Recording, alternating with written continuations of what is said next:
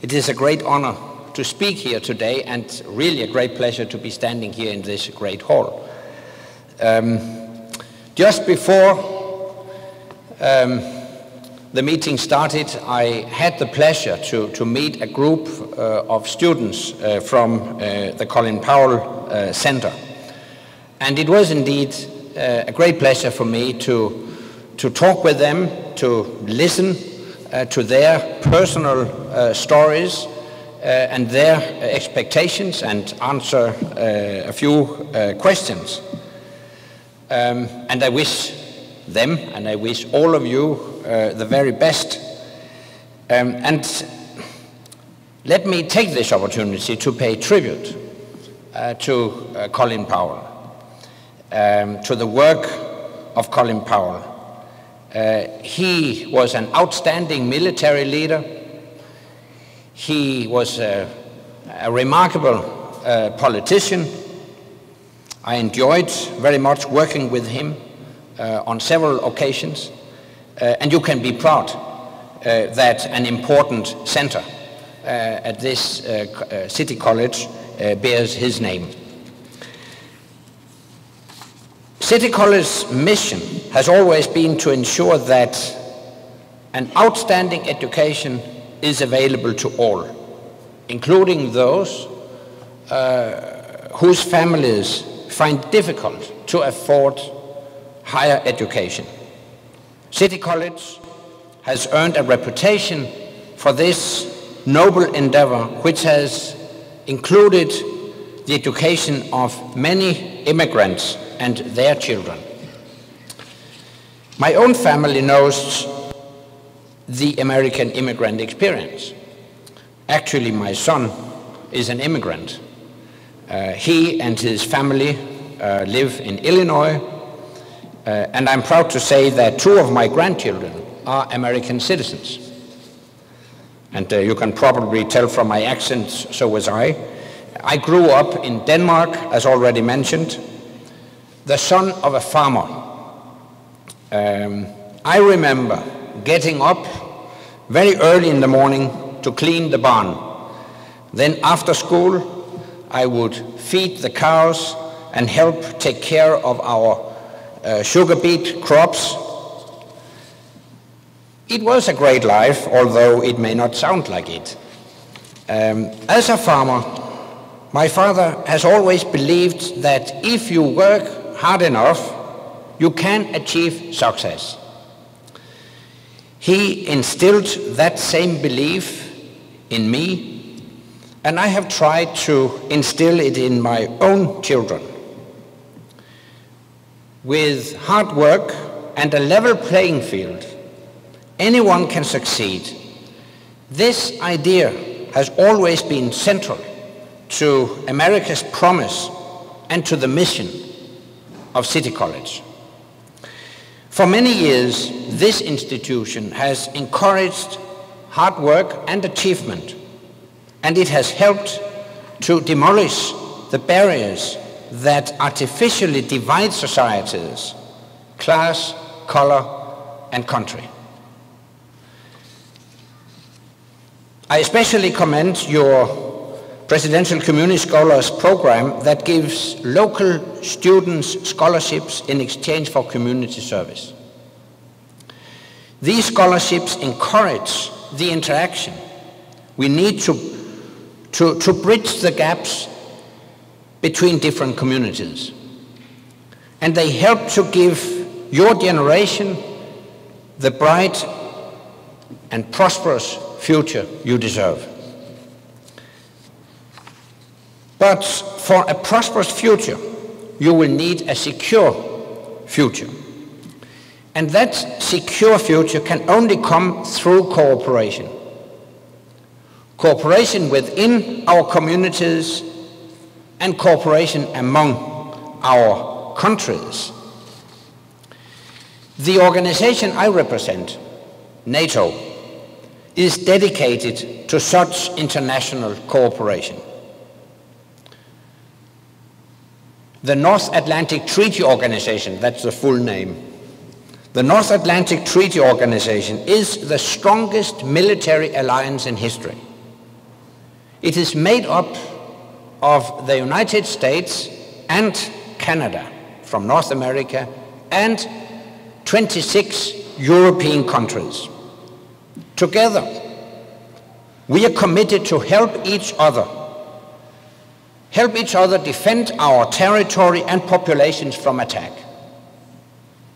If one ally is attacked, we consider it an attack on all. And the other allies will send their militaries to the defense of the attacked country. This is the principle, all for one and one for all. And NATO has preserved peace and stability in Europe for well over 6 decades. For the first 40 years of our existence, we deterred the aggression of the Soviet Union. Then, after the end of the Cold War, we reached out to help the new democracies of Central and Eastern Europe. And many of them have since become members of NATO. We also stepped in to prevent mass murder and restore stability in the Balkans. But you may wonder whether the alliance has any relevance for the United States and for your generation. You may ask, what has NATO done for me lately? And my answer is one word: freedom. The NATO alliance is defined not by the threats we face, but by the values we share,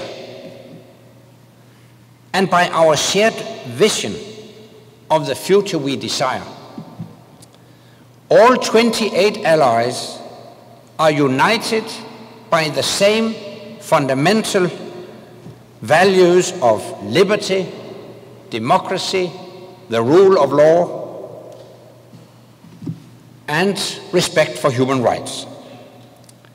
We believe that the freedom of the individual is essential to achieving peace among humankind.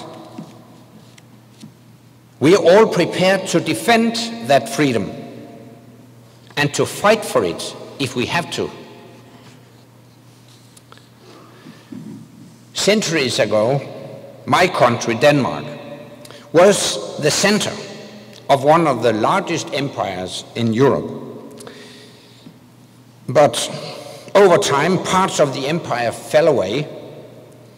Then, during a devastating war in the 19th century, the existence of the country itself seemed at stake. The country turned inwards, and in an attempt to avoid being involved in conflicts, Denmark pursued a so-called neutrality policy. But it didn't help. Germany attacked and occupied Denmark in 1940. Well, Denmark survived, not least thanks to the courage and sacrifice of American troops who liberated Europe from the evil of Nazism.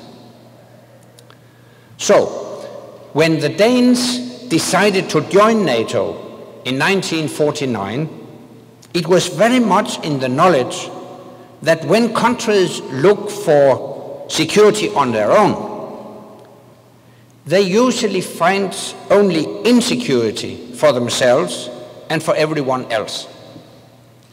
Denmark needed international cooperation for its security.